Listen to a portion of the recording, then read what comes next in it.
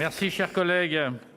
Dans la suite de la discussion, la parole à Monsieur Alain Marc pour le groupe Les Indépendants pour 4 minutes.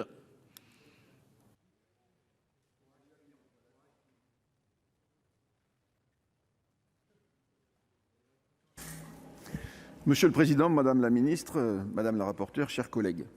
À Murat, en 2004, le président de la République, Jacques Chirac, expliquait l'attachement de notre pays à une ruralité moderne. Je crois que c'est toujours le cas, et je rajouterai, en le paraphrasant un petit peu, à une ruralité heureuse.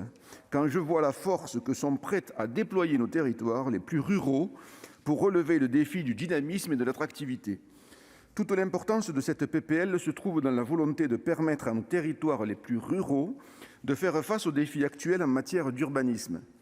Je tiens à saluer notre collègue Pierre Louault pour son engagement et le travail de la commission des affaires économiques qui a affiné ce texte. Depuis quelques années, les territoires ruraux retrouvent une certaine vitalité. Ils sont de plus en plus attractifs. La pandémie que nous traversons a accentué cette tendance. J'en veux pour preuve mon département. En Aveyron, comme ailleurs, nous avons fait des efforts importants afin de gagner en attractivité. Par exemple, via l'installation de la fibre qui sera installée partout 1 an et demi avant le plan Macron. Nous voyons un retour volontaire de personnes pour qui la qualité de vie redevient centrale. Ils sont même prêts à s'engager dans un métier avec une rémunération inférieure pour profiter de la qualité de vie qu'offrent nos départements ruraux. Nos citoyens ruraux sont remplis de ressources pour faire évoluer notre pays et ses territoires.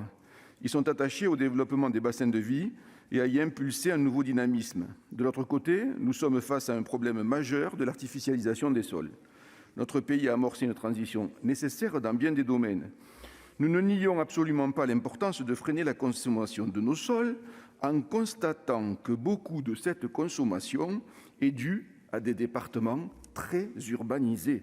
Mais le constat qui est fait et traduit dans ce texte est que certaines règles d'urbanisme sont trop strictes pour les territoires hyper ruraux, alors que nous sommes, nous les départements très ruraux, pour très peu, pour une infime partie de la consommation nationale des sols. Nous l'avons évoqué lors des discussions autour de la loi Climat et Résilience. Cependant, nous ne sommes pas arrivés à apporter une différenciation suffisante dans le freinage proposé. Il est pourtant crucial. Or, nous devons pouvoir accueillir de nouveaux arrivants et surtout nous devons donner la chance à ceux qui le veulent de pouvoir s'installer et travailler où est leur choix. Autoriser de nouvelles constructions et faciliter la réhabilitation des bâtis existants en hyper-ruralité, voilà les clés du problème. Le travail qui a été fourni sur l'article 2 de la PPL est très juste.